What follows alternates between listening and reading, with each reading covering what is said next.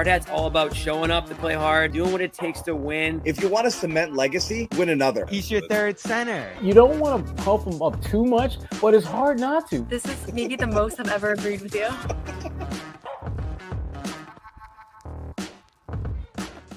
There you go, Amit. We won't hear this famous slogan tonight. What is this, Sherrod? They keep rolling. The Celtics keep rolling. Yeah. Music's playing. Another win in the books for the Celtics. 117-103 over the Memphis Grizzlies. A 6-game road trip, Sherrod. 6 wins. Jimmy Toscano here, Sherrod Blakely there, Bobby Manning at the game, Noa Dalzell at the game, John Zan is in bed, I think, but that's okay. That's okay because the Celtics put Memphis to bed tonight, and this is what they've been doing, Sherrod. And the hard hat's on for a reason. It's been a minute since I had the hard hat on. It's been a minute since you've had a game to put the hard hat on. Exactly, and I missed a couple games here off on the West Coast trip. But this is a hard hat win, start to finish, against a really tough, hard-nosed Memphis Grizzlies team. Yeah, they're going through some things, coaching change and whatnot, but they've got real talent on that Grizzlies team, young talent, physical talent, the type of team that gives the Celtics trouble, typically. But this Celtics team right now, I'm telling you, man, they're playing the best basketball of the season right now at the perfect time. 7 games left going into the playoffs. I think this team's clicking on all cylinders. No Jaylen Brown tonight, no Luke Cornett, no problem. You got help from the old steer, Sherrod. A season high from Al Horford, and it honestly could have probably had 30+ tonight. He missed a couple of threes down the stretch that probably should have went down. But all hands on deck tonight, Sherrod. I'm gonna toss it to you and hit me with what you're loving out of this game. Well, you can't talk about this game and not give some love to Al Horford. The grizzled veteran giving the Grizzlies a lot of problems. There you go. And Al, again, had the 3-ball going. I thought he did a really good job defensively. He moved well without the ball, being able to, start off behind the 3-point line, then relocate to where he's on the block and taking advantage of mismatches. This was a very vintage Al Horford back in the days when he was with the Atlanta Hawks kind of game. And, there are so many things about this game that you like. In addition to Al, you love the ball movement. The fact that I think in the first half, first quarter, first half, something like that, they had like 24 made baskets on 20. Ball was whipping around. Yeah. I mean, it was really, really moving. And I thought defensively, this Memphis team really loves to get up and down. And I thought the Celtics were able to minimize, their transition game. And even in a half court setting where Memphis was trying to speed things up, even in that space, the Celtics did a great job of consistently rotating, being where they needed to be, not allowing Memphis to get any kind of flow or rhythm. And, as the game wore on, the Celtics just gradually pulled away for the win. Yeah, and it wasn't just Al. There was a nice game from Jrue Holiday, who hit some big shots in the second half there for Boston. And Derrick White, Mr. Clutch, Mr. 3-point shooter, officially broke the Celtics record tonight. And, it's going to be a race to the finish to see who ends up, I think, with that 3-point record in Boston, at least this season, at least. But goes to show the type of season he has had for this Celtics team. And he hits that 3 late in the fourth quarter there when it looked like Memphis had kind of clawed their way back in. I think they got it to 7. It was 15. They went on a run, made it interesting. And then Derrick White hits that 3, kind of lets you exhale a little bit with a couple minutes left in that game. So again, you're getting some serious production on nights where guys are straight up not playing. So, I mean, again, the backcourt production tonight from Holiday and White, arguably, I would say the most complete backcourt duo in the NBA. And it looks like both those guys, and we'll talk about Holiday, I'm sure at multiple points in this one. And I know Bobby and Noah will touch on it too, but he's scoring against Sherrod. I mean, he doesn't have to, but he is. And when he does, I know the Celtics record is damn near perfect when he, gets to around that 14-point mark. Yeah. I mean, finished with 18 tonight. Yeah.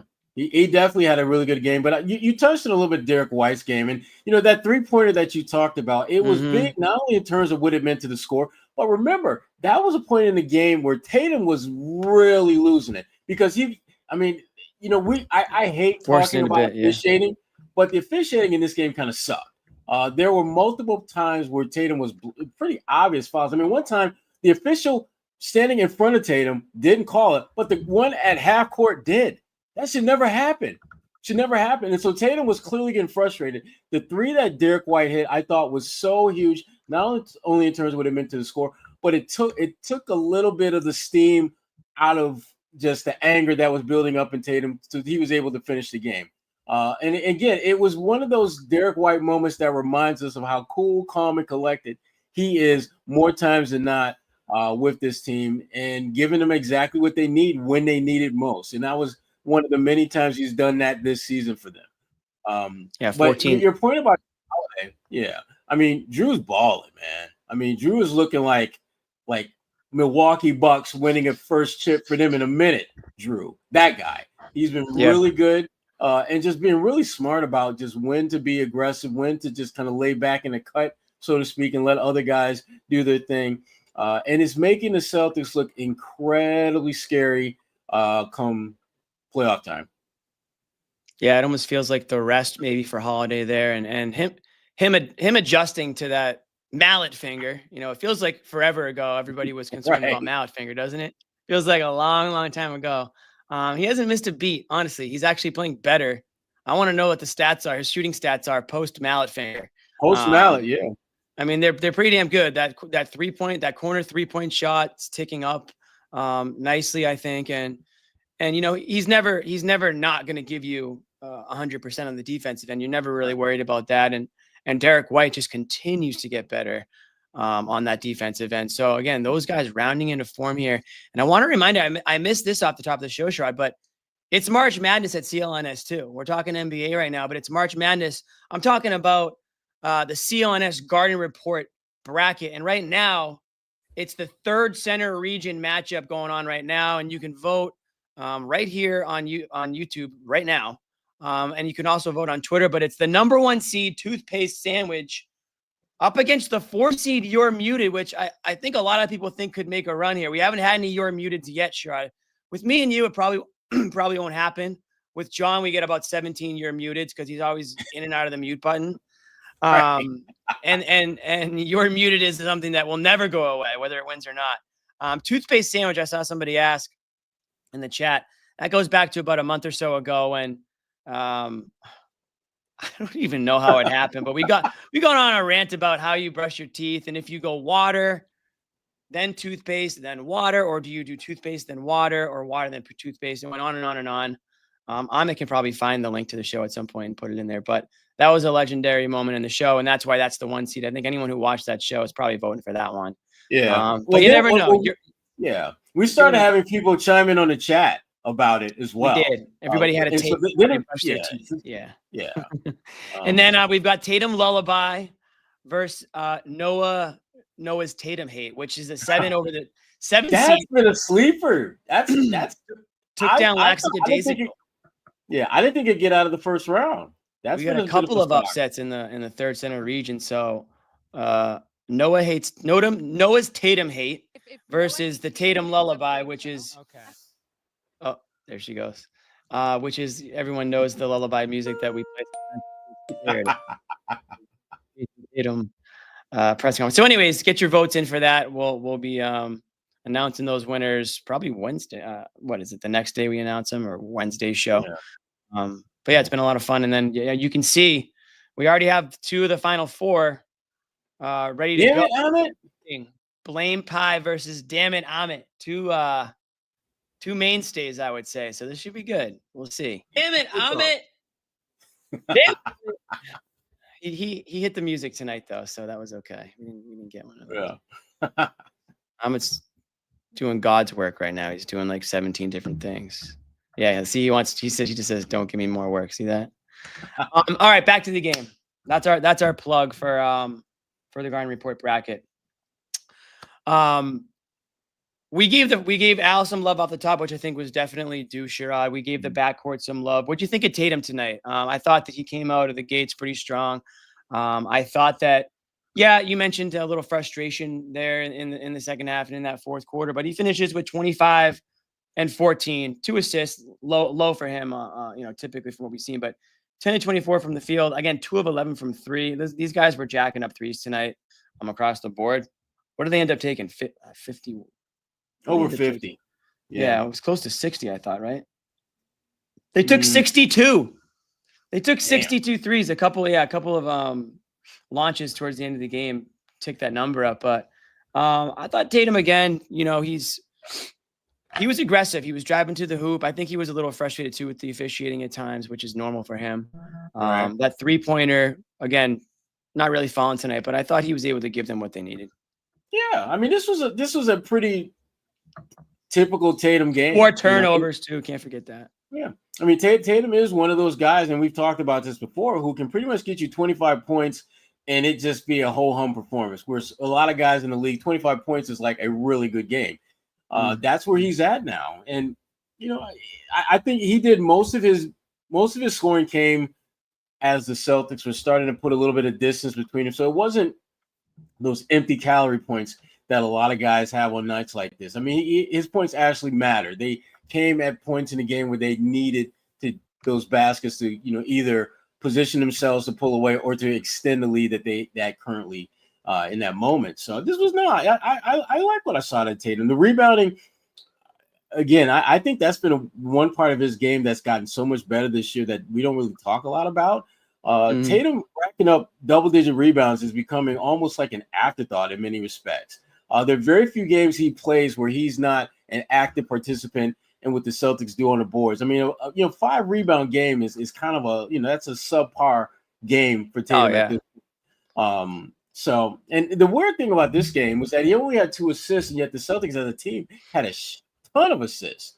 And that was a little bit oddity, but it is strange, especially when you consider Brown didn't play. He's going to have the ball a bit more and probably going to be dishing it out a little. You would think a little bit more. I do think some of the shot. I mean, not to pick on Tilman, but there was a couple of easy assists for Tatum to Tilman that just those shots didn't go down. If you go back and look at the potential assists, maybe the numbers look a little bit better for Tatum tonight. Maybe he just got a little bit unlucky with some of the passes that he made. And again, the Celtics missed a lot of threes. They took a lot, but they missed a lot. So, chalk that up to whatever you will. But the 14 board shows me again, and this is against a physical, big, Grizzlies team. They had 7-foot something guy out there, 7'4", whatever. Morant's physical, Jackson's physical, Bane's physical. I mean, you go down the line. Jackson, yep. This Grizzlies team, they want to play. They want to be tough. They want to push people around and play physical. So I thought that, and again, the hard hat's on for a reason. I thought the Celtics matched that tonight. I thought that I thought they more than matched that tonight. I thought they answered that bell, and I thought they punched back. I mean, they were getting out in the break plenty of times. And again, we saw Porzingis throw down a couple of dunks, including that one on the break from, I think it was Tatum to Holiday, and Holiday with the little lob to Porzingis for the hammer.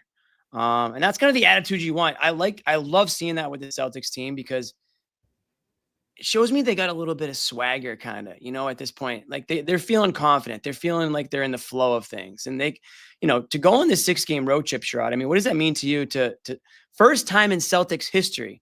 This isn't just some, slouch franchise here. If you do anything for the first time in history, it's a pretty big deal. But the Celtics, for the first time in history, go 6-0 on a 6-game road trip. Impressive. And that's, what are we, 75 games into the year? I mean, that's after everything and, the ups and downs of a season, the toll it takes on you. For these guys to go out there, go out west, go on the road, and finish it off against a tough Memphis team that's probably your toughest test on the road, and play the way they did, I think it speaks volumes about just where they are right now in the league.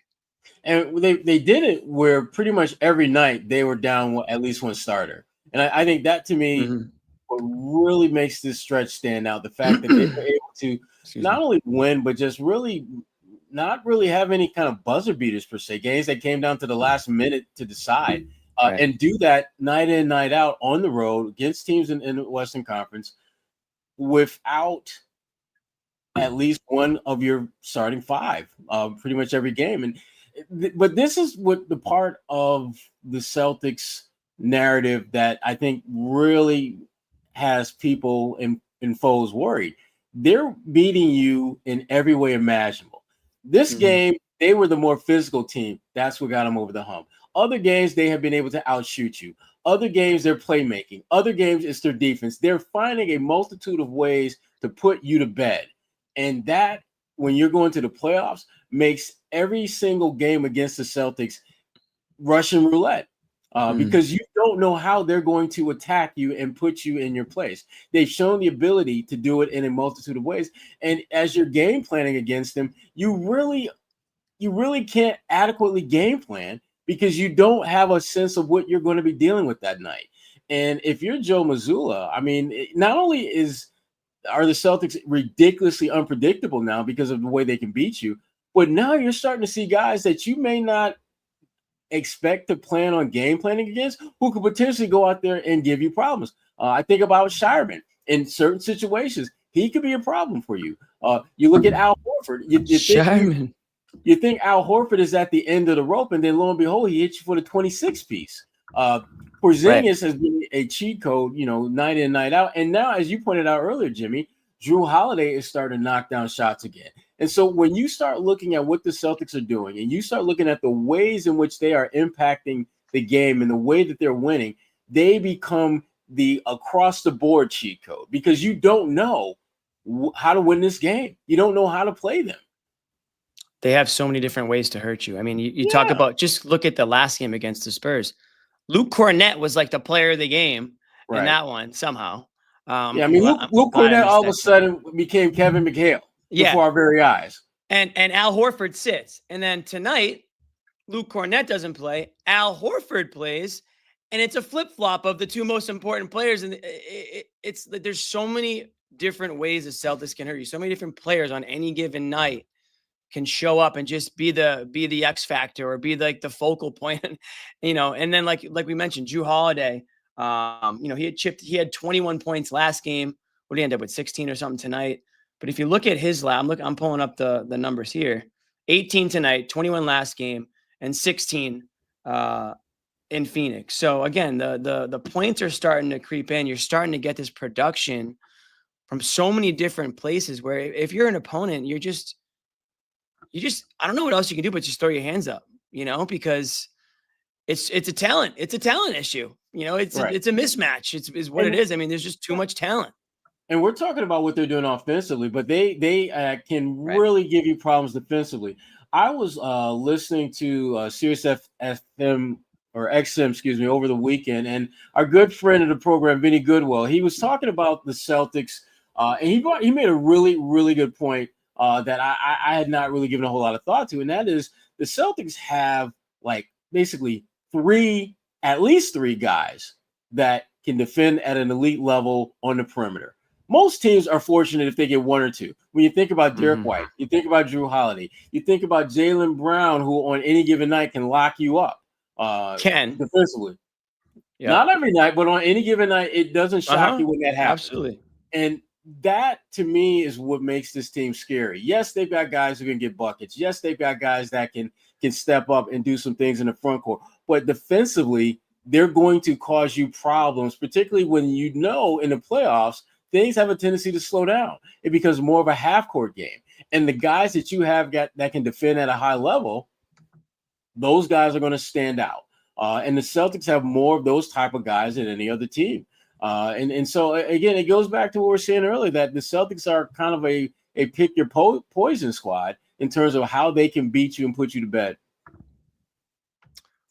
What was there something on this road trip, Sherrod, that impressed you more than other things? Or is there a certain way the Celtics, you saw them play, or something that they did, or a player specifically that you kind of circled and said, I'm glad to have really seen this on this road trip? Is there something like that does stand out, or is it just, taking care of business? Here we are at this point in the season. Good to get guys some rest, whether or not they really want to or not, or whether it's due to injury. You got to hope Jaylen Brown is going to be okay. You don't like to see him in and out with sort of like certainly don't want to see anything with the knee.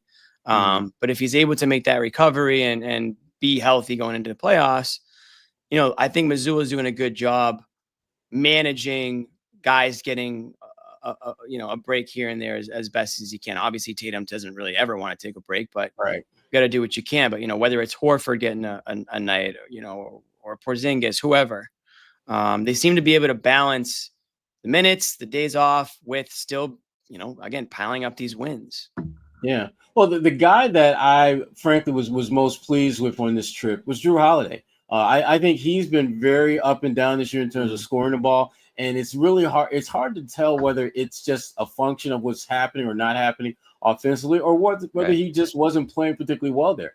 But I thought he did a really good job during this trip of picking his spots, when to be aggressive, when to be assertive, when to be more of a playmaker as opposed to a point producer.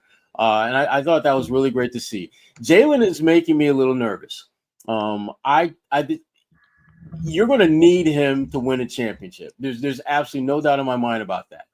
And, with him kind of being in and out, it makes me a little nervous, to be frank, particularly when you look at how close we are to the playoffs.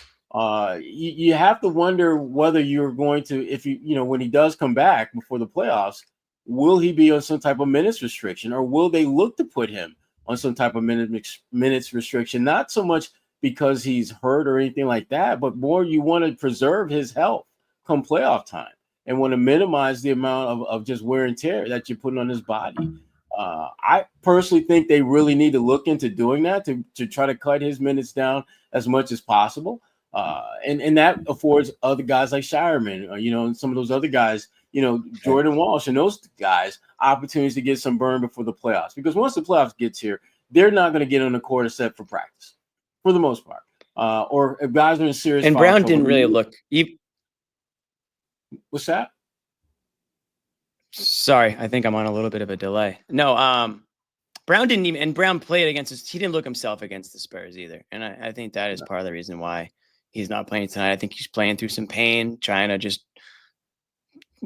be tough, shake it off. But it's not something that you really want to make worse, obviously. And I think it is in his best interest, the team's best interest, to try to rest that as long as possible and get back into, good enough health where you can be effective. How are they different when Jaylen Brown's not on the floor, or when he's not in the game, I should say? Sure. Like, what do you see them do differently? I mean, obviously Tatum has a different, effect on the game. Does the ball move differently? Is there certain players' roles that, you noticed change in a way when he's not out there? The ball doesn't stick as much. And I think for the most part, they do a good job of moving the ball. But when he's not there, it really does move a lot more. Or at least that's what the eye test tells you. Guys like Derrick White become more aggressive because they need someone to fill, that 20-plus points per game void that exists when Jaylen is not out there. But I think it kind of feeds into this team's mantra for so many years, next man up mentality. And what we've seen whenever a guy is out, there's usually one or two guys whose game steps up appreciably, whether it's Peyton Pritchard knocking down shots off the bench, whether it's Derrick White doing his thing. We've seen Luke Cornett and now Horford go to work these last couple of games. But they find guys within their group, their core group, that are able to elevate their play when someone is down. And that's it's a testament to their understanding of adversity and the need to be have a perseverance pulse about them, knowing that you're going to have choppy waters, but you have to navigate your way past that if you want to get to your ultimate prize and ultimate destination, which is to win another NBA title. The ultimate prize. You took the words right out of my mouth, Sherrod. That reminds me of our good friends at Prize Picks. Amit, hit me with the prize. Hit me with the Prize Pick. Actually, yeah, you got me, Amit. I knew you did. What is Prize Pick? You say, well, it's the best place to get real money sports action with over 10 million members and billions of dollars in awarded winnings. Prize Picks has made daily fantasy sports accessible to all. You just pick more or less on at least two players for a shot to win up to 1,000 times your cash. Run your game all season long on Prize Picks. And folks, it might not feel like it in Boston, but springtime is here. Baseball season is officially underway, and you do not want to miss your chance to add your favorite players from the diamond into your Prize Picks lineup. Whether it's strikeouts, RBIs, or first inning runs, take your pick of more or less for your shot to win up to 1,000 times your cash today. If you want to pick more or less on, let's say, Rafael Devers strikeouts, you might want to pick more. Whatever that number is, just pick more strikeouts for Rafael Devers because the guy doesn't know how to make contact with the baseball. So that's a free one for you right there. You can mix and match player projections from different sports. Combine your favorite baseball players with players from basketball, hockey, esports, and much more. They offer Venmo, Apple Pay, MasterCard, and more for quick and easy deposits into your account this sports season. So sign up today and get $50 instantly when you play $5. You don't even need to win to receive the $50 bonus. It's guaranteed. Download the app today and use the code CLNS to get $50 instantly after you play your first $5 lineup. And don't forget also the basketball season's here too, guys. You know, we got Taco Tuesday tomorrow. We got Freaky Friday coming up. Basketball playoffs are coming up. So it's only going to get more and more fun. So download the app today. Use the code CLNS to get $50 instantly after you play your first $5 lineup. Prize Picks, run your game. Chug, chug, chug, chug. There you go. What do we got in there? Love it. Hey, gotta stay hydrated. Bobby just checked in. He's supposed to be uploading some sound, so we'll hopefully get a little bit. He's talked to a couple players. Looks like he's talked to Horford and Tilman. Of course he talked to Tilman.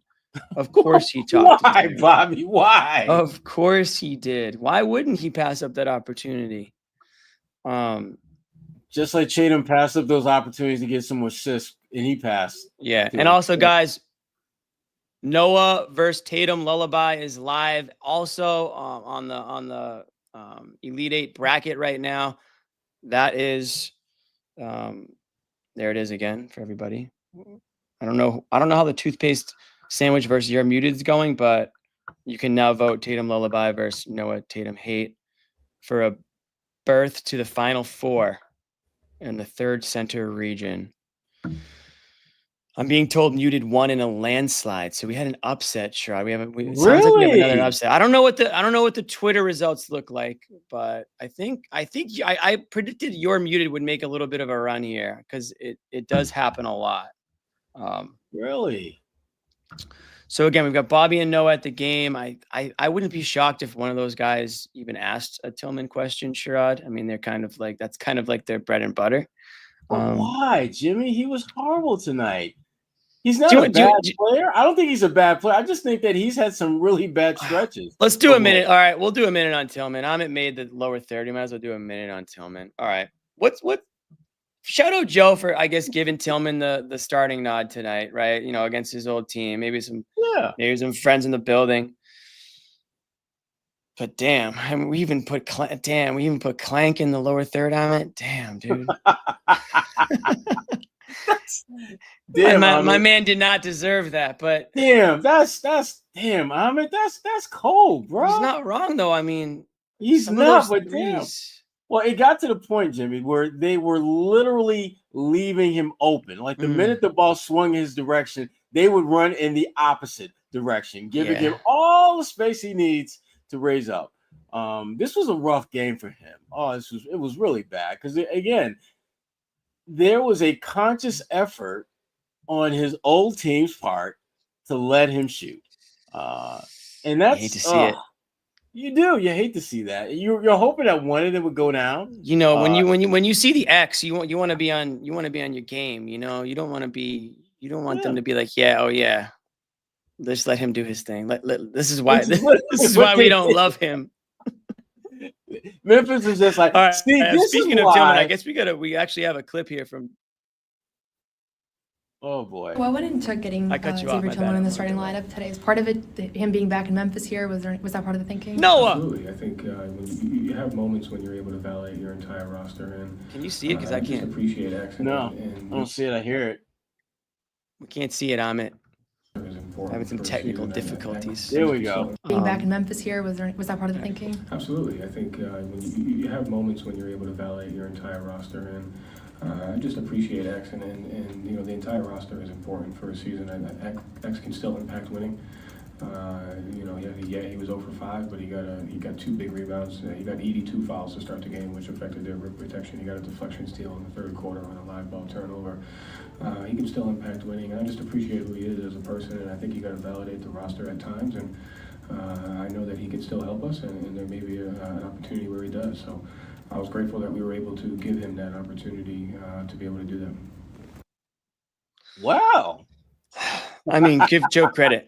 That is the nicest way you could spin that game. And to his point, Tilman did miss that three, and then I think he caused us like a turnover on the ensuing possession. So, it's not due to lack of effort. We can say that about Tilman. It's not like he's just standing around out there. I think he's just a little bit limited in what he can do. And I think maybe the expectations were a little bit higher than maybe they should have been when it came to how people thought Tilman could be a serious part of this rotation. I mean, I'm not saying he was going to be the first guy off the bench, but I think people expected to see decent amount of Tilman this year. And it's really to the point now where, he got an opportunity tonight. Joe can say whatever he wants, but I think overall there's probably some better options, coming off the bench. When you get deeper into that rotation, I don't really think Tilman's the guy you're going to see once the playoffs come around or in situations where the team might be a little shorthanded. I just don't think that he's going to be a go-to guy for them. No, I mean, I think you start looking at just the way this team is constructed and assuming that everyone's healthy, they're probably going to go 9, maybe 10 deep. And even then, Tilman's not going to be in that list. You look at the bench, you're going to I'd be surprised if they even went 10. Yeah, but I'm saying I think that Joe will go into games with a 10-player consideration, knowing he's going to play probably 7, 8, maybe 9, depending on how things go. But you want to be comfortable with another 5 guys. And when you look at the way this team is look at the bench, you got Pritchard, you're going to have Al, you'll have Luke, you've got, Baylor is another possibility. Pritchard, I think I mentioned him. Sam Hauser. So the way that this team is built. Torrey Craig. Yeah, Torrey Craig. I mean, there's a number of guys, all the guys that I just rattled off without question are ahead of Tilman in the pecking order. So it's good. I mean, it's good to see him do some positive things out there, but you would like to have seen him knock down at least 1 or 2 of those open jump shots that he had, especially after, Memphis was making a point of running in the opposite direction or running as far away from him when he had the ball to basically say, we dare you to take that shot. We dare you. And he did. And every time it just didn't work out. So I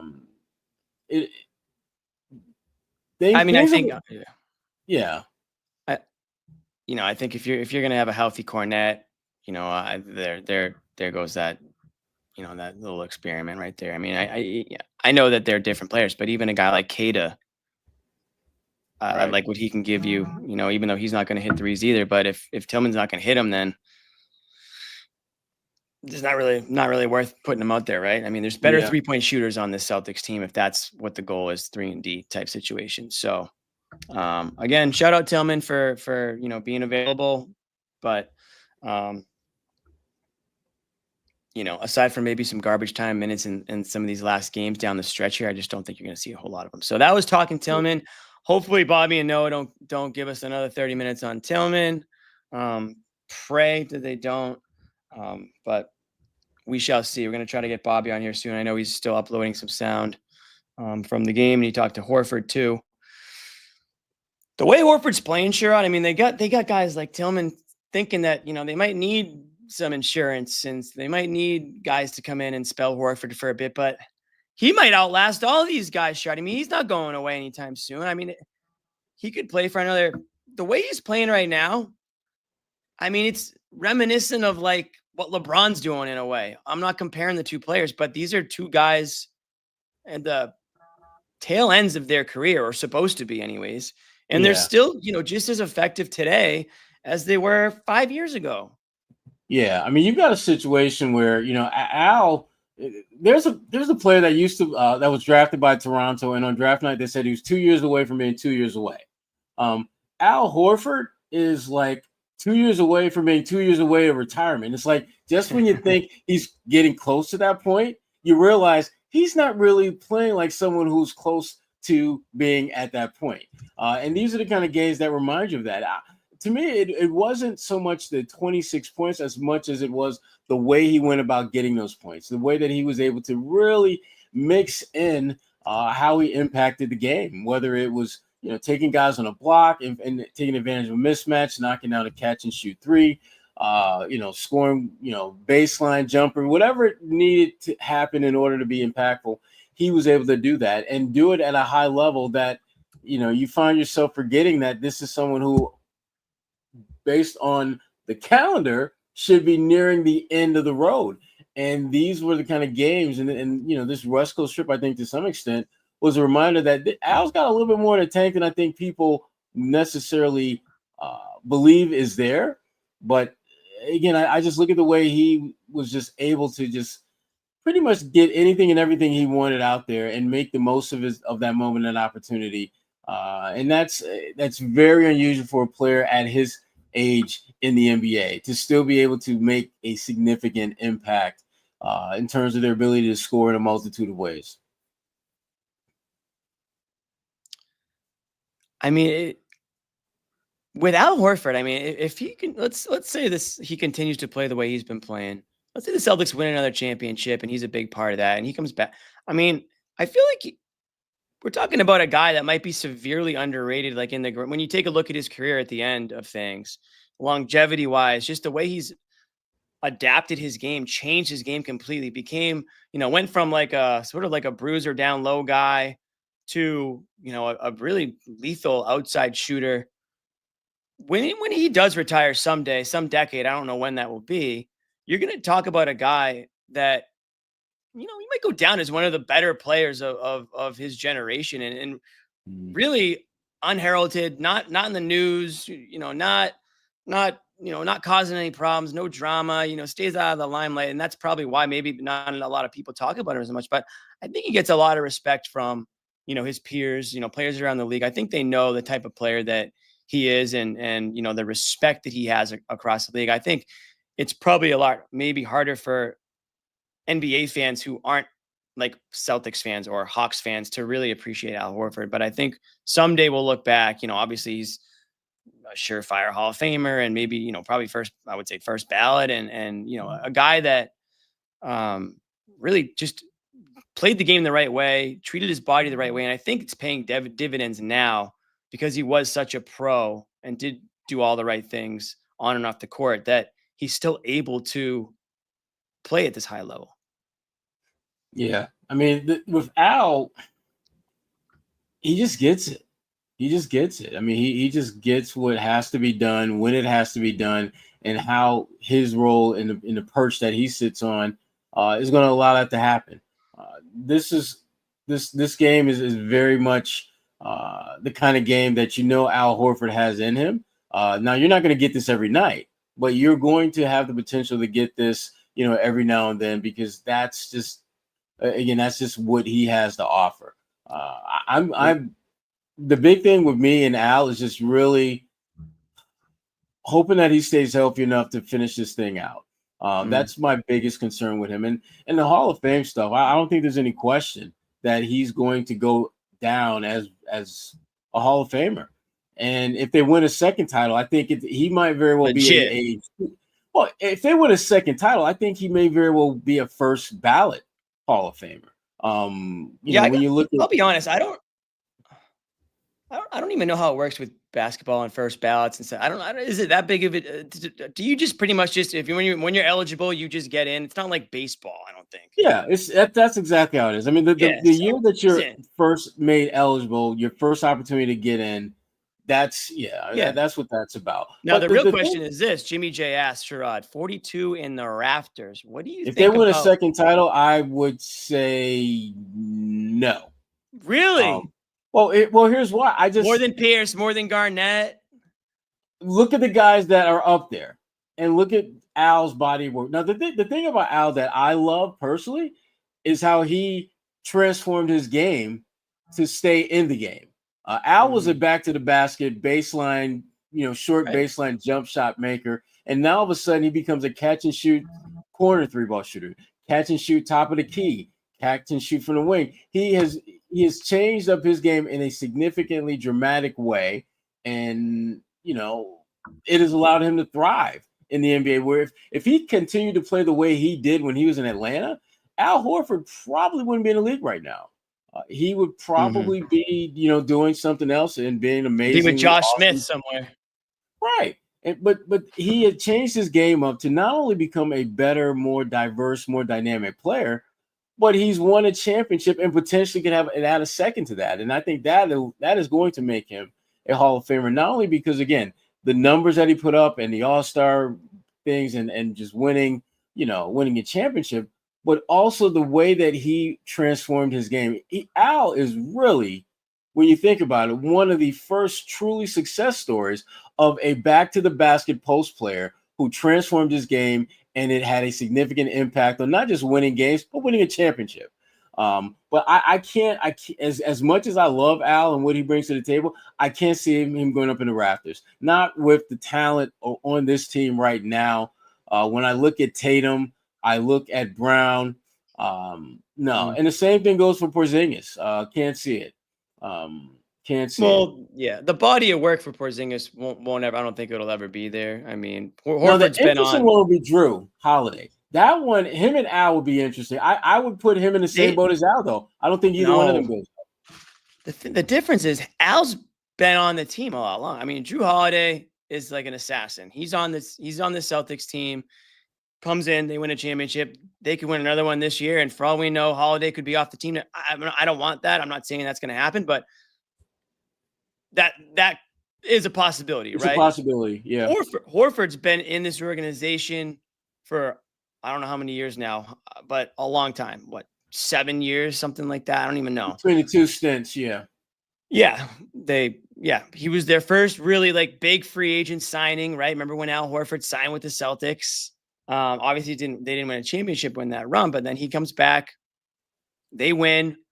He comes back, he's back with the team again this year. If they win another one this year, I just think it's up for debate. And I guess that's what we're doing now. We're having a little debate about it. Here's the thing. I tell you what, Jimmy, if they win another one and Al has numbers that are closer to what we saw when he was in Atlanta, or Al is like, if he's getting you like 14, 15 points a game and you win another title, then you might want to think about it. You definitely need to think about it. But I just think that, the Celtics, as great a legacy and tradition that they have, sometimes they get a little loosey-goosey when it comes to those damn jersey numbers going up in the rafters. And Al, again, I definitely worth consideration. But to me, it's not. I just don't feel it's a shoo-in that he'll be up there.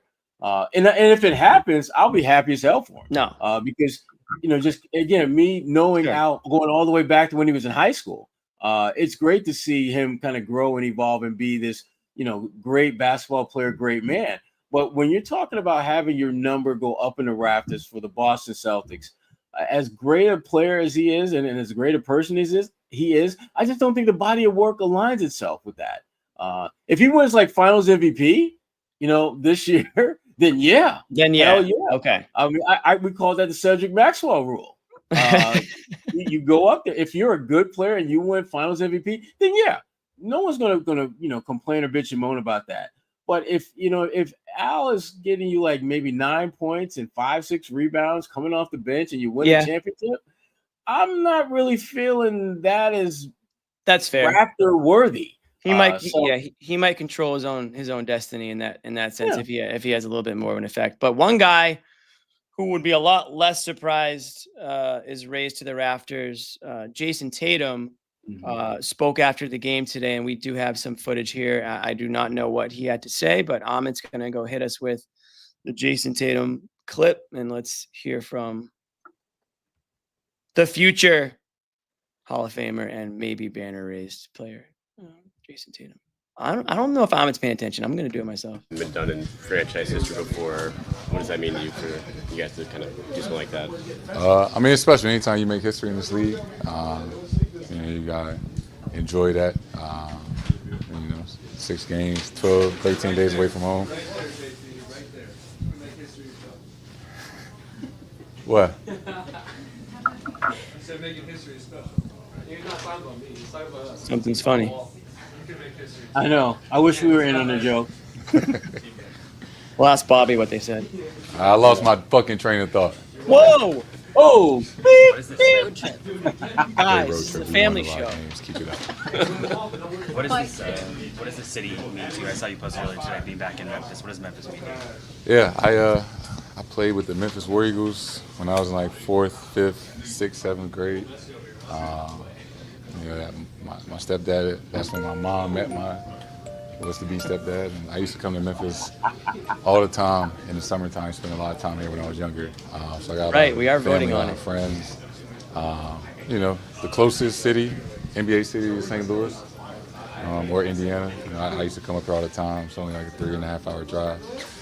So I just built a lot of relationships, over the last 15 years or so. I got a lot of love for the city of Memphis. Did you get to go to the Tigers facility earlier? I did. Got to see Penny Hardaway, and that's a family friend of mine that I've known since I was like 10. Penny. So went up there and worked out on the court and lifted weights, and we got to see him. Did you have a goal coming into the season to see the assists go up as much as they have? Like, was there a target for you? And just when you look back at your passing growth, it's like been the most important thing in that part of the game, really elevated. Just staying consistent and not getting bored, making the right play over and over.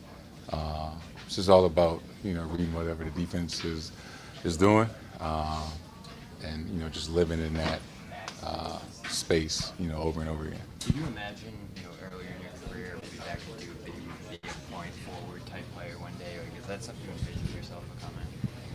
Yeah, just over time, studying film, studying from guys that I looked up to, and just knowing if I wanted to be who I said I wanted to be, I had to improve my game overall. Is there a certain makeup of this team that y'all play that well on the road? Just the mindset of what we did last year. We won a championship. The idea that regardless of your record or your seed, you got to win some games on the road in the playoffs if you want to be a champion. So kind of established that mindset throughout the regular season. Jayson, you've always kind of towed the line on the 16 technicals. Gary! You're close. Like, how do you kind of know when you want to make a statement and want to get your point across, and when you're like, okay, I can't do this tonight? I don't know what. Depending on the night. Some things that you say on a Tuesday, it's cool. You say them on a Saturday, they give you a tech. So I ain't got that shit figured out yet. I'll let you know when I do. Appreciate you. Thanks, Jayson. Oh, Gary, well done. Sometimes on Tuesday, don't work on Saturday. Love it, love it, love it. He's right, though. I mean, I hate talking about officiating, but some of the stuff that went down tonight was just absolutely bananas. Again, and to me, the most blatantly like what the hell just happened moment was when Tatum got fouled and the referee literally in front of him on the play, didn't make the call, but the guy at half court did. And it wasn't as if the guy at half court had a significantly better angle. It's just that he just made the call. That was pretty obvious to anyone from no matter what your angle was. And those are the kind of things that I think really frustrate players. I mean, like, for example, there was a sequence where there was like a foul that went against the Celtics, a foul that went for the Celtics, and then they finally made a call on a Scottie Pippen Jr. driving layup attempt. And it was just like, did they think that was his daddy? Why they made that call? Because they missed the three previous opportunities to make a foul. So anyway, we got Bobby in the building, or we don't have Bobby in the building. Where'd Bobby go? Jimmy, I've lost you sound-wise as well. My bad. I was muted. We had Bobby. I think he's on like a 56K modem or something. And one of those Radio Shack babies from back. Yeah, he's winding up the power somewhere. Joe Sway's helping him out, I guess. We'll try to get Bobby back on. I don't know. He might have a poor internet connection at the arena right now. Why don't we, let's listen to Derrick White then, because we have a Derrick White clip here, and we'll see if we can get Bobby back on, and we'll hear what our friend Derrick White had to say. Said you guys have been talking about that 3-point record. What it feels like to break it tonight. Yeah, we talked about it on the plane, and it's pretty cool that there's 3 of us like so close to doing something special. And honestly, just looking back on my career, I never thought I'd be in this position, and so I'm just thankful for the coaching staff, thankful for the guys on this team, and I know I wouldn't be able to do it without them. So I'll hold it for now until one of them breaks my record. So that's cool. Why do you say that? Because they're great at what they do. No, that you didn't think you would be able to do this.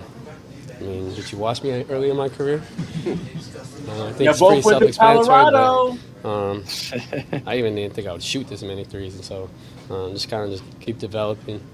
Thankful to have a coaching staff and teammates that believe in me and trust me and allow me to go out there and be aggressive and do what I do. Yeah, and then do you plan to hold it over those guys' heads for a little while here? No, I hope they forget about it so they don't try to go out and break it. But I'm just gonna enjoy it and see what happens the rest of the year. But if one of them breaks it, couldn't happen to someone better, and I'll be happy for them.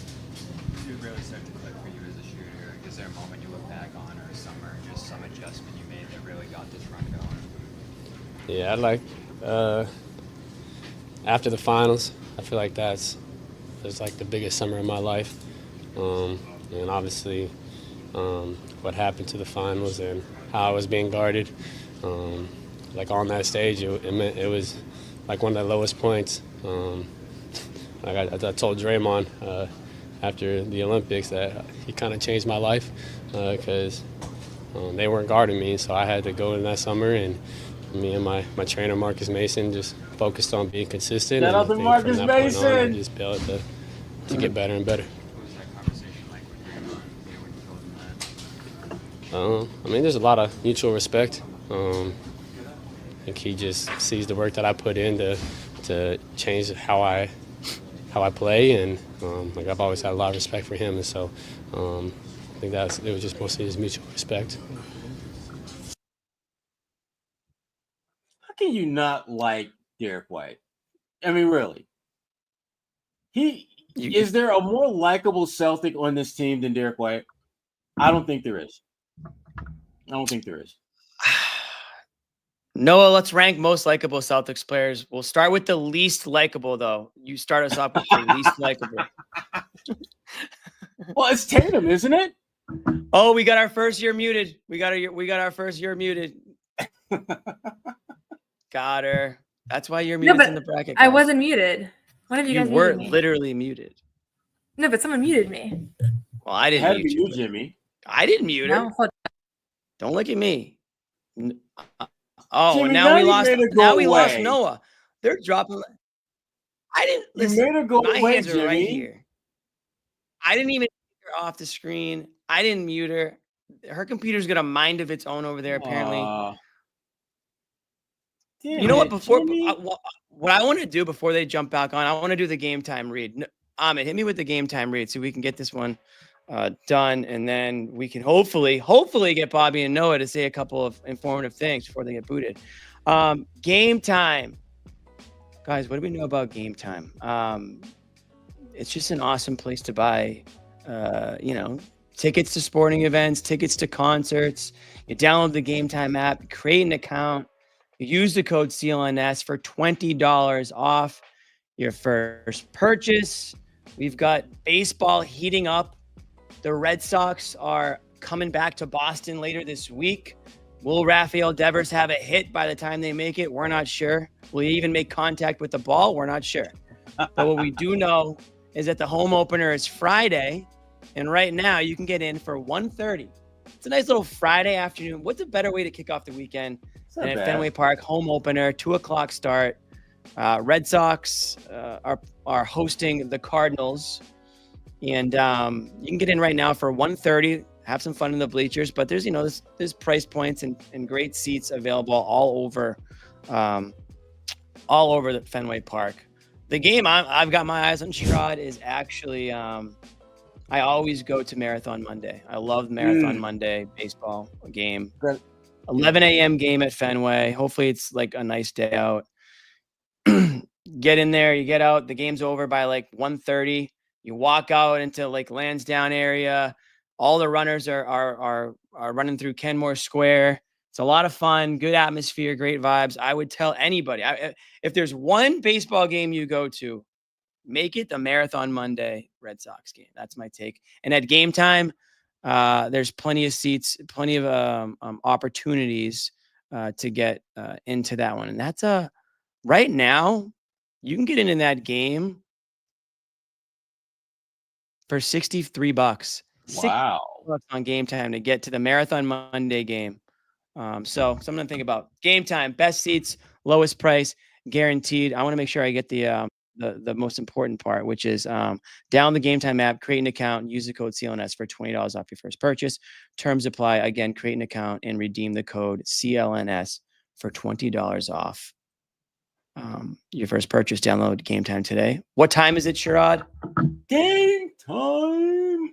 Game time. It's also time to hopefully hear from Bobby and Noah. Let's see if we can get these guys on. There's Bobby. He's looking a lot cleaner. There's Noah. Not muted. Guys, we're doing it. We're actually doing it. Look at us. Bobby, can we hear you? Yeah, we can. All right. Let's start from the beginning. Let's go back in time. Celtics with a 117-103 win over the Grizzlies. They go 6-0 on their road trip. I'd like to get both of your opinions on this road trip. What stood out to you the most? What are you most impressed with? Are you concerned about anything? We'll start with Noah. Ladies first. Thank you. And that was Noah. Bobby, your thoughts. Just kidding. Okay.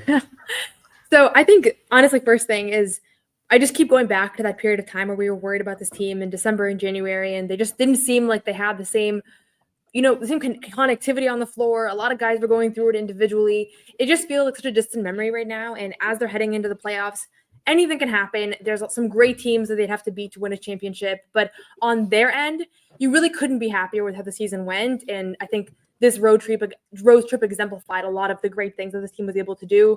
6-0. I can't believe the Noa Celtics team has ever done it in history, but it's representative considering how good they've been on the road this year. I think they're 32-7 on the road, and you saw a lot of different guys contribute to different games. It was the Tatum game, there was the Al Horford game. Luke had his moment. Like most guys in this roster had a big moment on this trip, or a lot of guys in the roster, maybe not most, because some people didn't play a lot, but.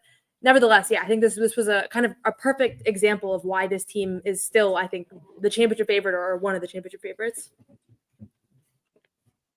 Yeah, and I think the way they're rolling now is really impressive because of the fact that you think you're going to slip up in at least one of these games here. This is the one I actually thought we would see it in, but they escaped the slow start, I thought. The punches the Grizzlies threw at them in that first quarter. I mean, Memphis 60 from the field and 50 from three. And just the pace they played at, I thought, overwhelmed the Celtics a little bit early. And then they were just able to stabilize things and build a lead and extend it and just getting the full control by the end of this game. And, going back earlier in the road trip, not a lot of impressive teams, some tough ones. Utah's not great. Portland's getting going a little bit here.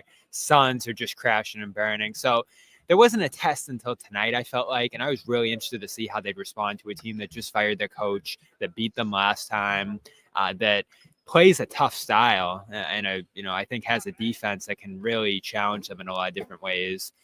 And they just mostly took care of business. And the Grizzlies tried a lot of gimmicks and stuff that could have thrown them off. Obviously, they did it last game with the Holiday thing, and tonight it was Horford. They tried guarding Porzingis with Bane, and the Celtics just rolled through it all, and I thought adjusted to the pace this game was being played at and gave Horford all the looks he needed, and he converted them, and Tatum was great, and all the way down the line, plus the depth contributions you continue to get here. They're in a really good place, Jimmy. I almost feel like them and the Thunder every night are just kind of doing one thing to one-up each other. It's like the Celtics are trying all this different stuff and figuring out new things you didn't know they could do, and the Thunder are winning by 30, and the Celtics are winning by 20, and they just keep one-upping each other, and I keep saying it, Noah. I feel like there's just two teams. There's two teams that are going to be there at the end. They're just on a rocket collision course right now. Celtics have really started to separate themselves, I feel like, from the pack in the East late this season. And honestly, you're only worried about health, Jimmy. And obviously there is one big health concern coming out of this trip. Yeah, we mentioned Jaylen Brown. We'll get your. I want to get your guys' take on Jaylen Brown at some point. Not right now. I want to focus on this game a little bit more. One of the things me and Sherrod mentioned earlier was on any given night, it's somebody else. Like you. I'm sure, Bobby, you had plenty of things to say about Luke's performance against the Spurs. Well, tonight he doesn't play, and in that same Spurs game, Al Horford didn't play. Well, tonight Al Horford plays. And you can make the case he was the best player on the court tonight, right? Just missed 30 points. Probably could have had it if a couple of shots go down in that fourth quarter. But what Al Horford's able to give you, it feels like whether it's Horford, whether it's Holiday right now, guys are stepping up that aren't Tatum, that aren't Brown, that aren't Porzingis. And they're just overmatching the opponent. And we saw that. I think that's what we saw on this road trip is that when the Celtics team is kind of clicking and they win in many different ways, right? And tonight was just another way, but it feels like they're just overpowering these lesser teams, and it's not close. Yeah, that's what they did a year ago, Noah. Bobby, Noah. Like, and early this season, you didn't see it as often. That was one of the things when we were debating, is this team better than last year's team? It was just one of the things I had written down. Like, they weren't able to sustain as much, guys being out or, different things that they did a year ago to stay at that pace. And then more recently, they've gotten back on that pace. And I've been more open to that argument. No, I didn't believe in it, probably 3 weeks ago when we talked about it. Are they better than last year? I'm getting there. As I start to watch them night in, night out, some of the new things that they can do, the layers to this team. Obviously, the competition we've talked about is greater. But it feels like they've leveled up to that competition and found new ways to win and new things to tap into. The experimenting over the last couple of weeks here, I think, has been really good. So would I say they're better than last year? Probably not still, but I'm getting there. Well, here's the thing, Bobby. I think they are better than last year because when your game, to me, the determining factor of whether they're better is what do opponents have to worry about now that maybe they didn't have to worry about last year. And that to me, that's why they're better. The Celtics have more ways to put you to bed now than they did a year ago. When you start looking and go down the lineup and go down the roster. Old man Al still got juice in the tank. Peyton Pritchard can do some things now that he was not able to do last year. Jayson Tatum on a bad night is going to get you 25 points. You start looking at this roster, I think they are better because they have the ability to impact winning on a much grander scale. The guy that, and I think you both touched on this, was Jaylen Brown. His situation worries me because you're going to need him to win a championship. There's absolutely no getting around that.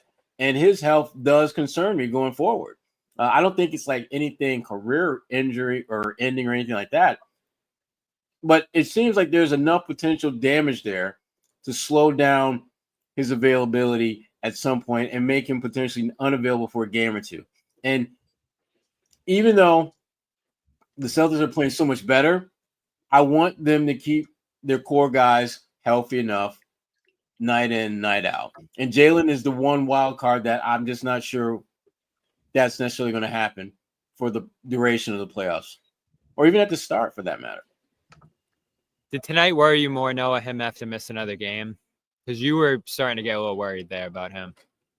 It didn't impact it because honestly, I think the reality is we know he's been in and out of the lineup for weeks now. And so what goes into the decision whether to play him in a particular night or not, I don't know if it's the other team's physicality, if it's how he's feeling that day in warmups, I don't know. So it doesn't give me a lot of information, but I agree with Sherrod. I won't go back into it because I think I talked a lot about it on the last show. But if there is a concern, he's the one guy that is so hugely important who has an injury that seems to be very much a factor. Like Drew's mouth finger, we were talking about it a couple weeks ago. It's not a story anymore. He was showing us the other night. He was showing us that he hasn't moved it in weeks. He doesn't even really realize it anymore. He's shooting fine. He's playing actually his best basketball. So I think as we're looking at the big picture, there's a lot of X factors, Porzingis' health, I'm never going to take it for granted because we've seen how many things he's dealt with over the past season and a half. I'm not going to take for granted even guys that have been really durable's health because you see what happens on any play. Like your entire franchise can change. I hate to put that energy out there, but I'm not taking them for granted. But Jalen's thing right now is real. And that's why we've been talking about it, because we see it visibly with just watching him play. It's pretty unusual to see an NBA player in a lot of pain physically and still see them out there. Usually they get pulled, especially during the regular season. So I think that's why it became a little bit of a story. That being said, I think I still leave this trip more encouraged than anything because they do have enough to get by most teams without him. I do believe that. I felt that way with Porzingis last year. There's just so much talent on this team, and there's just beyond talent, there's so much chemistry and continuity in their lineup that I felt like tonight I didn't notice Jalen wasn't playing. Even when Tatum sits sometimes, I think like they have enough without him, which is kind of wild considering how much he's involved in everything on the floor. So yeah, I don't know. I think, obviously he's going to need to be at his best to beat like the Thunder. That's the big matchup. As much as we can be excited about how Boston's playing on the other side of the conference, what Oklahoma City's doing, I don't know if everybody here is paying attention to it, but they're putting it together one of the best regular seasons in NBA history. They really are by most metrics that you look at. And so I don't want to get too carried away here, but overall, I think you feel comfortable with how they've been able to win in so many different ways, in so many different situations. And tonight, down by 11, Bobby and I had great seats. We were sitting like the first row today, and I was looking at their body language, and nobody seemed like stressed out about it. Nobody seemed to overreact. They knew they were going to get back into it, and they did. And next thing you know, they're up by 11, and that's the good sign against the good team. What's so crazy, Jimmy? You can almost just boil it down to one thing, and it is the threes. Like there were so many things Memphis was doing better than them in this game. And then 3 threes in a row. I think it was like Tatum, Horford, and Holiday maybe. And boom, they're in the lead. And then build on that lead the rest of the way. They hit 21 threes in this one without even shooting a great percentage to Memphis's 11. And I feel like we watched so many games that go that way, Noah, where it's close. The other team's really working hard, trying some stuff, just keeping it close. And then the Celtics hit 3 threes and boom, it's a 10-point game. And then they're off to the races from that point on. We're seeing that more often recently. They're back up into that top 5-6 teams in 3-point percentage. They're back to being a team across the board that can hurt you. You try to ignore Allen. He does what he did tonight. You try to ignore Holiday, and he's starting to get going a little bit here. We'll see with Jalen, when he's back in the lineup. But a lot of guys are starting to get hot again here. Tatum at times too. And this is still the big, big advantage they have on everybody. Like Oklahoma City can't shoot threes like this. Indiana can't shoot threes like this. Cleveland's trying, but they don't get up the attempts. And they've gotten hot a lot of times this year, but they can't shoot 60. And I almost feel like we underrate the Celtics' ability to just get up 50, 60. Like you can try to launch them, but I don't see many other teams able to do it no matter how hard they try. And for the Celtics, it's just second nature. And you've mentioned it too, Noah. The way they do it isn't just launching them up. They create them out of mismatches. They create them out of movement. And there's such a great shot quality to them that it's still their big, big edge on the rest of the league. No one's in their universe in being able to create threes. And I think that's probably the part of the game that the national media, the critics overlook the most. And it was after Phoenix, I think it was Grayson Allen who said, everybody talks about them chucking threes, but it's not that. It's like the way that they're able to create threes, you have to give them up. Like you don't, and obviously Phoenix's defenses could be a whole other show, but I do think, the way that they're getting these shots, it's an impossible conundrum. And the fact that Memphis resorted to leaving Al Horford wide open and continue to do so down the stretch. He had 26 points and they were leaving him wide open completely, not even really closing out on him. Yeah. It's not because their new coach is an idiot. It's because teams just don't know what to do with this team. And the only Remember one. Jordy Fernandez? Yeah, it was like every time we pregame, especially every time someone asks about guarding the Celtics, it's always like they know they need to try some gimmick, whether it was Golden State leaving Jalen open last year or Memphis leaving Drew open previously. Like you have to sell out on a guy that consistently has been able to hit threes in their career. And that's why Oklahoma is different, because they don't have to sell out because they have a ridiculous defensive lineup out there. But most of the teams just don't have the personnel to hang with Boston. And I think you saw that again tonight. And Al was kind of laughing. I don't know if you guys played his post game, but Al was kind of laughing at the beginning when asked about that, because it was like he doesn't really know why either, but he'll relish in it if he gets the opportunity. Yeah, we didn't get to play Al tonight, but I love the way the Celtics moved the ball tonight. I don't know if that's because of the personnel that was out there on the court, but they're getting these 3-pointers, Bobby, because they're whipping the ball around. They're working it around. Everybody is sharing. I love the unselfish style of play that I saw tonight from them. I really thought this was one of their better performances that I've seen. I don't want to say like of the entire season, but it kind of felt that way a little bit. I just really liked the intensity on both ends. I liked that when they went down 10, they were able to just like that, Bobby, you said it, 3 straight threes, all of a sudden like erases a 10-point deficit. And then I thought they were aggressive. I thought they matched the Memphis' physicality. It's a team that wants to play tough, play hard-nosed basketball. And Boston kind of met them there. They didn't, even though they did take 62 threes or whatever, it didn't feel like they were a one-dimensional team. It felt like they were still, working the ball around, getting good looks. They were driving when they needed to. They played solid defense. I just thought it was a good all-around performance. We got a question I think is kind of interesting from X3. Thank you for the super chat. We'll go around the horn here. We'll start with Sherrod because I haven't heard from him in a minute. Question for the panel. If you had to choose one starter to be without for the playoffs, which one would you choose? Now, we don't want to put this into existence, but let's just say one of the starters missed the team flight. Okay. And they can't, for the whole series. For the playoffs, there'd be much bigger concern. Yeah, he's missing an. No, I like this framing though because he's not putting any bad energy out there, which I accidentally keep doing. So the missing the team flight is a good proposition here. Yeah, and the snowstorm keeps him from catching the connecting flight that would get him there. And instead they have a great day with their friends and family. He ended up on Spirit Airlines. Yes, exactly. So Sherrod, why don't you start us off? I would say if the one guy I think you can maybe be without. I'm going to say Jrue Holiday. I don't like the idea. To me, it's the least painful of a lot of painful decisions if we're talking about this, because the idea of not having Tatum or Jaylen Brown is just a non-starter in my eyes. Porzingis, you can make a case for KP. I think he's more important this year.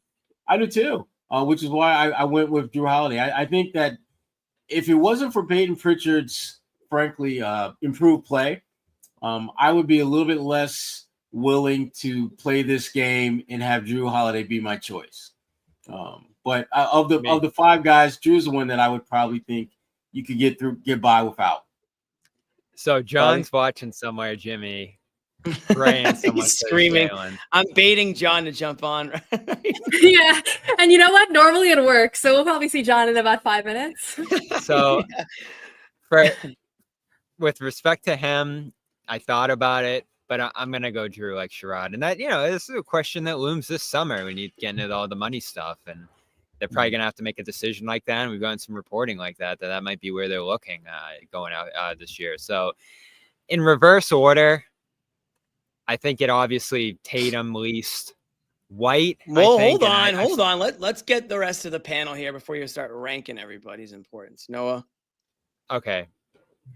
I hope you all know this is a question I don't take any joy in answering. I really hate this question. Tatum. She's gonna say Tatum. Can you imagine? Imagine if I legitimately made that case right now. Do it for the bit. See how good they looked without him the other night? Yeah, right. So I'm going to pick Kristaps. Me too. And okay. And the reason for that is because of the faith that I have in Al Horford, honestly. That's the main reason. So it's no slight to Kristaps. He's been awesome this season, but I would pick Kristaps because I saw Al Horford step up in big moments. I see the way he's playing right now. I'm leaning in all the way. Bobby had to talk me down on the Al Horford is at his prime right now. Obviously, I know he's not at his prime, but the way that he has been playing, I think it's sustainable. They've been resting him a lot. He looks fresh, and that starting lineup still with Al Horford in the lineup is the best starting 5 that they have. They're a plus 17 with that group, and they're still in the negatives with Kristaps. And I think there's a lot of reasons for those fluctuation in numbers, but that's what I'm going to pick if I have to. But hopefully everybody will be healthy and available, and they'll be able to win with their full roster. Yes, it goes. So without Noah saying. hates Kristaps now too? Sure, we I can start a know. new hashtag. We can start a new hashtag. Out with the old, in with the new. No, But I think we should wrap this question shortly because this is so toxic. Okay, This let is me like the just. definition of like a basketball postgame show talking about this instead of like the game that just happened. It's. We're just talking responding to the strategy. people. It's entertaining, but I'm just strategy. acknowledging it's very toxic. We can't so. just say the best every night. Right. Well, so I'm Okay, gonna. fine. I'm gonna. I participated in the question. You did a good job. I'm gonna She's piggyback. done. She's done. Yeah, I'm gonna piggyback on what Noah said. I also will say Kristaps Porzingis for a few reasons. One, and Bobby alluded to it. You did it already, right? You won a majority of the games, or you have been winning And you majority of games continue to this year. without him. Yes. Two, to Noah's point, Al Horford is having another unbelievable season. Me and Sherrod did a chunk of the show just basically praising Al Horford. I'll ask you guys a question that another commenter asked. I'll ask you guys that question in a little bit.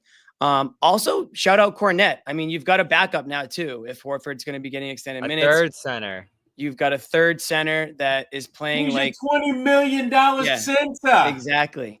And so you've got, believe it or not, a little bit of depth. I never thought I'd be saying that. And the other thing is with Holiday, this guy's a winner. He's a gamer. He's still one of the best, defenders in the NBA. And him and Derrick White make like the most lethal backcourt in the NBA. So I would hate to take that apart. And the last thing is, and I don't want to, I love Pritchard in the role that he has. I just don't want to have to depend on Pritchard. Yeah, a rough one tonight. Yeah, I don't want to have to depend on Pritchard for more than what you've kind of been depending him for, and for more than what his role is. And I feel like without Derrick White, things get a little bit interesting in that sense. So that's why I'm also going to say Porzingis. But to Noah's point, this is just an exercise. This is not going to happen. We don't want it to happen. Convince me. We don't want to talk about it anymore. Speaking of Al Horford, though, and I know you guys could do an entire show on Al Horford. Somebody asked earlier, just in passing, a commenter, if 42 will be going into the rafters. And now what I say to that is, if the Celtics win this year, let's say the Celtics, let's put a positive if, Noah, if the Celtics can win a championship this year, does Al Horford have a case to get his number retired in Boston? I think he has a case even if they don't win. Interesting. You want to elaborate? Sherrod looks like he's going to be sick. Sherrod gave his answer already. Yeah. Okay, so I will say I'm aware of the fact that there's already a lot of numbers up there. I can't tell you how many. How many numbers? Does anybody know? 50. At least a dozen. 15, A lot. 19. No. A lot. If I Google it, my computer's going to crash. But if somebody else don't wants to Google it. Somebody else. Yeah, like I already know how my service is right now. But I just think, yeah, he's not. We agree Tatum and Brown. 24. 24. Okay. I just think he's done enough during this era Shout out Amit. that he's kind of been the heart and soul. Anybody you talk to on the championship team would say they did it for Al. Al was the leader. Al was his impact on this group and on the championship. I don't think it can be captured in his stats. And the same way that he's going to be a Hall of Famer and people are going to be like, why is he a basketball Hall of Famer when he was never, a mega star or anything like that? Like, I think the closer you are to this organization, the more people you talk to, the more you understand how profound his impact is. And I don't think they need a second championship to validate that. I would say that just because you don't average 20 points, so usually if you don't average 20 points, you don't have the same impact. But I actually think that I would argue that he has the same impact as Tatum and Brown on this group in this era. Like that might sound crazy, and don't clip that off. I'm not sure about that statement the second it came out of his mouth, but yeah. So Bobby, yeah, and I do think damn it, clip that. No, don't clip that, please. I immediately took it back, but you get my point. Yeah, sometimes you have to go a little bit above the point to make. Yeah, and there's some precedent for guys who are in more role positions getting this, because I think that would be the argument against it, right? That he wasn't central to the winning ever. He was more of a complementary piece. Although I'd say early on in like 17, he was pretty central, 18 even, on that East Finals run. But it's just spanned so many years now. And again, he was starting at center for the championship run there. And I think all the stuff Noah said is valid. And let's not forget, Jimmy, this was the first significant free agent they ever signed. Like him coming in the first place was a pretty seminal moment for them. And I should probably recuse myself from this because I had the jersey hanging behind me. For I was waiting, Bobby. I was waiting for you to bring that up. Yeah, Bobby doesn't get a vote. What I say doesn't matter, but I would say yes.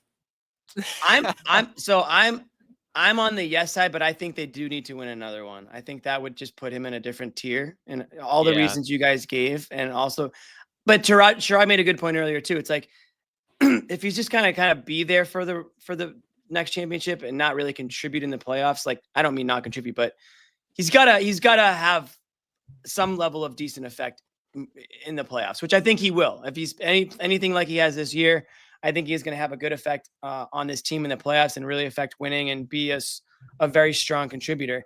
And what I had even said to Sherrod was like, someday, I don't know when, if he ever does decide to retire, you're going to take a look at his career and say, wow, this guy had one of like an elite career. When you look at his numbers, how he's transformed his game, how he's able to go from an interior scorer to a 3-point shooter. And if he can win multiple championships and the longevity, I really think you're not going to have a lot of guys that you can really compare him to. And I do think that he's a super undervalued, underappreciated player in the NBA. I think like Celtics fans appreciate him. I think Hawks fans probably understand his value. But other than that, unless you're a player in this league, it's almost like the Drew Holiday effect. Like you really probably don't appreciate him the same way that you would.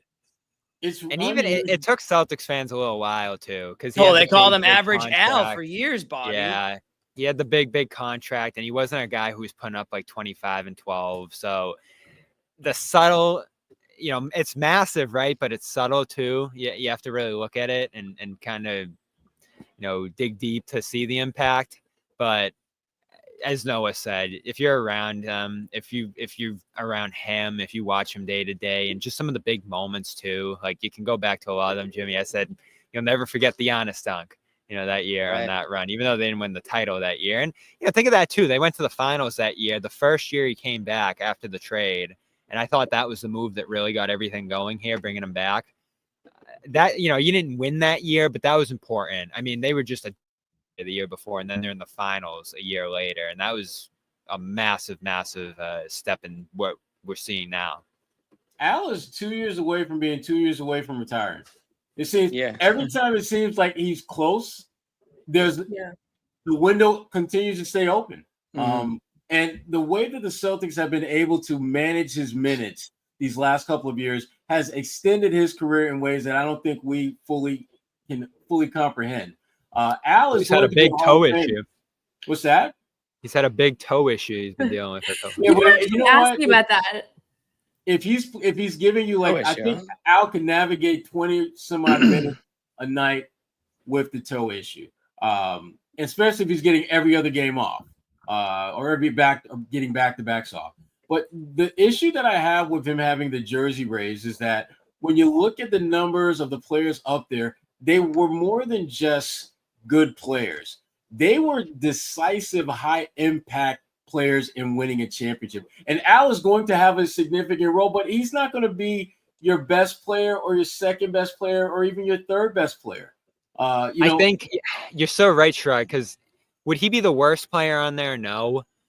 But there's a lot of championships for the guys who are on there. Right. And it just seems that when you start looking at his actual body of work as a Celtic and you compare it to the other jerseys up there, it's going to seem a little odd because if you take someone like Cedric Maxwell, Al may have better numbers, but Cedric won a championship, put the team on his back and won a chip.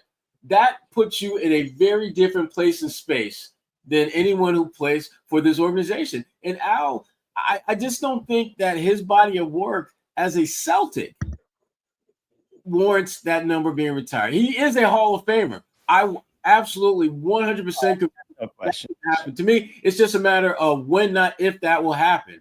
But jersey retirement. By the way, Noah, can I just go ahead? No, I was going to say somebody's crashing out in the chat because I said Al Horford is in his prime.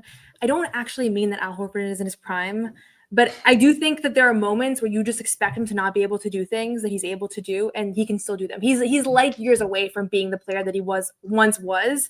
I asked him postgame about like the 2-pointers and the fact that he's driving to the basket more, and I thought he was going to say like it's kind of more like he's getting back in his bag of things that he used to do, but a lot of it is actually all a new effort. Like he said that he's been working with the coaching staff on figuring out what to do when guys are closing out on him and kind of like developing the things that he is able to do to get to the basket in a 38-year-old body and the preparation of work that goes out behind the scenes. So I don't literally mean Al Horford is in his prime. Obviously, he's not in his prime. He's years away from that. If they were, this team would probably cruise to the championship. But I think there is something to be said about the fact that he's a lot closer to being an elite player than a really washed up player that is super far away from what he once was. Like there are moments in time where you're like, this guy actually is still elite.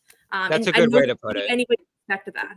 So he's finding a way to mix in, some of the old tricks that Al Horford has been patenting for years with some new ones. The one thing he does, and I saw him do it at least once, maybe twice in this game, was attacking that closeout, but rather than trying to get to the basket, he'll just get to the block and then put his back to the basket and go back to do what Al has did for years in Atlanta, and that's a back to the basket score that teams have a lot of trouble defending. It's genius when you think about what he's doing now with his game. He's not necessarily completely overhauling it. He's just tweaking it, adding some things of today with some things that he's been doing forever, and it gives the Celtics a different look, a different dimension when he's on the floor, particularly when he has it rolling like he did tonight.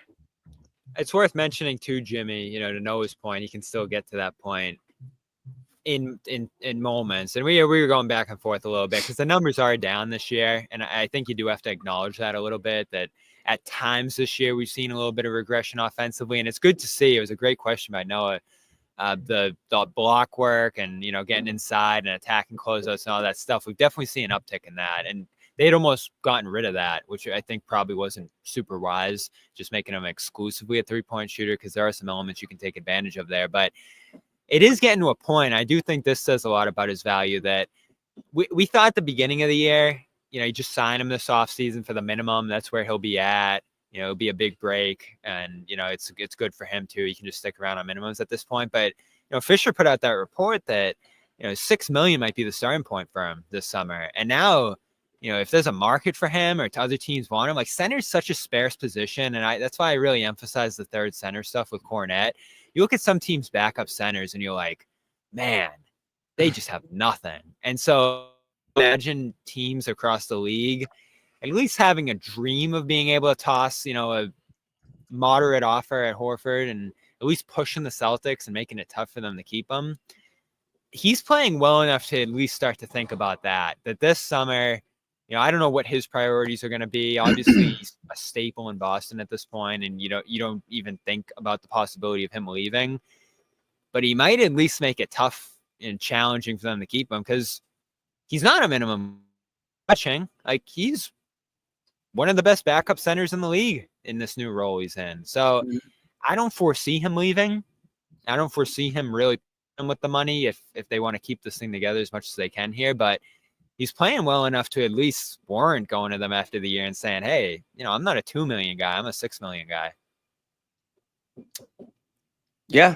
Good problem to have if you're the Celtics right now. Guys, quick reminder, the polls are going to be closing in just a couple minutes. Get your votes in for the Garden Report bracket challenge. The Elite 8 is up for grabs right now. Let's see if we get here. Here we go. We're in the third center region. And right now it is Tatum Lullaby against Noa Tatum Hate. Okay. Wow. And Noah has already said that if Noa Tatum Hate gets to the If Noah championship. Hates Tatum wins, I'm quitting the show. Okay. There it is. She said it. So I don't know if that means you want to vote for it or not, but we don't want. Yeah, I'm not sure that's gonna play. Don't want her to quit, but we want to maybe put a scare into her a little bit. But that is the bracket right now. Final votes in. You can vote here on YouTube. You can vote on Twitter. We'll announce the results. You'll see them on the next show Wednesday night. Guys, before we wrap it, what else from this game or heading home? Do you want to hit on anything that stood out to you that we didn't really? We obviously talked Al Horford. We mentioned Holiday. Derrick White broke the record for 3-pointers tonight. Anything from Jayson Tatum, good or bad tonight in this one? Or is there something that you want to just get off your chest before we wrap it?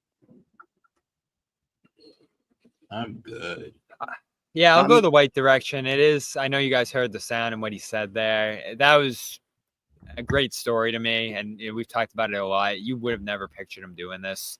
And so the 3-point records, I'm kind of like, and he said it too, I broke this, but someone else is going to break this soon. And it's just sort of a, are you playing next year kind of thing at this point? Because the threes are just going up and up and up and the attempts and all that. So these records are all going to be broken. So I didn't pay close attention to the race they're in. And obviously they have 3 guys who are probably going to break the record White just broke this year. So is it just like Pritchard's one earlier in the year, is it this record that you're going to remember forever? No. But the fact that he got there before any of the teammates, the fact that he did it after where he was shooting the ball in 2022 when he got here and earlier in his Spurs career, it does say a lot about his growth and where he's at as a shot maker right now. It's kind of ridiculous. And I don't even know how it's possible to achieve the improvement he did off where he was. Because was he like 32 that year, Jimmy, and then he's like in the 20s into the playoffs, and you couldn't even play him in the finals like he talked about there. Yeah. And now it's like this guy's one of the most dangerous 3-point shooters in the clutch you can think of. And every time he takes a big shot, you feel like it's going to go in. So it's just one of those things. You just sit here and kind of gush about it and gloat about it, because what else can you really say? But this guy's just awesome, and he continues to be awesome, and he feels more and more indispensable every passing day, every week. He wasn't at his best tonight, but still makes a couple of big plays down the stretch. It's a pretty cool moment for him, and it is one that stands out a little bit, even though those 3-point records aren't the most substantive things now because of the attempts. But wow, I mean, you talk about a guy who's really endeared himself in Celtics history. He's heading in that direction. Bobby just raised his number up too, just like that. The last thing I was going to add, I don't know if you guys touched on this, but Xavier Tilman starting and just kind of the. There it is. Me and Sherrod Okay. we're waiting to see if one of you guys are going to bring up Tilman. Okay. Listen, You knew it wasn't going to be me. Everybody drink. Why is there a lullaby? That's just. So I'll ask you this, Noah. I haven't even said anything yet. But I want to skip to the important part with Tillman. You don't even know what to say. The important Bobby's just hijacking. Okay, fine. You'll never know. No idea what Noah's going to say. Go ahead, No, I just want to know what she thinks about this. I was going to say, I don't care about Tillman's on-court performance. He's really struggled this year. He's dealt with a bunch of knee things. I think that what makes Joe a great coach is that we can see, because we're not in the film room and we very rarely can see the little things that he's doing on the court. We talk around it, but he knows how to keep every single person on this roster engaged and bought in. It's obvious every time you grab a player one-on-one and talk to them, it seeps through. Obviously, this is the only NBA team I've covered, and I'm sure anybody would agree with me that has covered other teams. We just talked to him, and he talked about how he stays ready, how he stays bought in. He's not going to play. This has been a really disappointing, season for him. I think from a health standpoint, he's took some shots to deal with the flare-up, but the fact that he made this gesture, I didn't even realize this was his first time back in Memphis since he got traded. It really obviously meant a lot to him. It was a very special moment. It didn't hurt them. It didn't cost them anything. They were able to still win this game, and he struggled a little bit with his shot, but I thought he made some big plays. I know people were kind of clowning Joe for his answer to my question, but I think he did make some big plays, and I thought it was just a cool thing that Joe did, and it is part of why this team has been successful. It's not the flashiest thing. He didn't have a great game, but it's part of why they've managed to keep everybody on this roster engaged, because everybody has gotten their moment this season. And tonight was his moment, and he didn't do a whole ton with it. But yeah, he's your 5th center. What do you want from him? There it is. Noah, he said, and I did think this was honest by Joe. He said he still thinks Tilman can give them something at some point here, if necessary. Obviously, there's no great sign of that right now, but we still remember what he did last postseason. Is there still hope for him? Because it really sucks how it's gone from this year. Did he get a video tribute? No. There's like one YouTube highlight reel that you could play. Okay. No, shout out. Do you believe I don't in know, him? because the version of him that we've seen over the last year has not been healthy. Like, that's the reality. I think because he's not an important player from like a roster, a playing time standpoint, we haven't asked about it a lot, and we don't get anything but injuries. But he's clearly, you can see him hobbling around. Like, he told us today, Bobby, you asked him about what has actually been happening the last few months, and he said, his knee totally flared back up that he had surgery on. He's had a bunch of knee issues. I think he's not healthy at all, and that's really hampered him. I don't know what he looks like 100% because we haven't seen that. Obviously, he had his moments earlier in his career. I don't know if he can get healthier. I'm not going to speculate. I don't know, but Clank is mean. But Clank is a little mean. Yeah, tough. Damn it, Amit. Damn it, Amit. But yeah. This was a guy you were really excited about last year, and again, Me? did some things. Everybody. Oh, And I he comes wasn't over, excited. and you're like, I was. when they got him? That he's not the prototype of player that I get I was fixated actually on the X train. Yeah. I think he just fit a mold that they needed and would have been a nice addition to the front court at the time if it went well. And it didn't go great for even a lot of last year. And obviously health was a part of that then too. But, you know, in the moments where they called on him, he did seem to come through. And it's tough this year. Every time they call on him, it's like the droves of missed threes and not quite the same defensive impact you saw before. I do agree with you, Noah. I think it's the knee. That's something he's dealt with for a very long time, going back to college. Sometimes that stuff just catches up to you, Sherrod, and it's a bummer. And they signed him in a 2-year deal too, so he will be back next year unless they move off him this summer. So we'll see what happens here. But I'm glad Joe kept some hope alive, at least, that maybe if they really need him at some point down the line, he'll surprise. It was a good gesture by Joe, and he had some nice things to say about Tilman after the game. I'm not sure who asked the question, probably Noah, but he was able to identify some of the things that Tilman did well out there, even though he did, miss the shots and things like that. So will we see Tilman again in like meaningful minutes? I'm not entirely sure. Me and Sherrod kind of went down the roster, and I think we listed like 6 guys right off the bat that would probably come in before Tilman in like a deep role situation. So we'll see. That being said, a lot of good things to like after this Celtics road trip. They go 6-0. They take care of business against the Memphis Grizzlies, a tough Grizzlies team. The hard hat's on for a reason. I thought the Celtics played hard tonight. They come back home now for a few games. We got Miami Wednesday, Phoenix Friday. Phoenix without Durant on Friday. All right. And then Smart and the Wizards on Sunday. Smart and the Wizards on Sunday. Yikes. That'll be an interesting game. So Noah and Bobby, you guys will be back for those games, I assume. Not staying in Memphis. I'll even be at the main Celtics playoffs tomorrow in Portland. Wow. That is dedication. We'll do it. Looking to catch a cheap game with some potentially high stakes. Yeah. Shout out Game Time. Maybe you can check out Game Time for that. Yeah. We'll do a segment at some point on numbers that should be retired for the main Celtics. I think Bobby and Noah would be able to probably JD's in. Rattle off. JD is their all-time best player. I don't think there's any argument there. JD's the first number raised in Maine. He'll be the first one raised. There's a couple of names. Luke's name is already up there on a banner. Put Luke up there. Luke's, what's it up there for? They have like call-ups. They have guys that have been with Maine and then like greatest Maine players ever. Okay.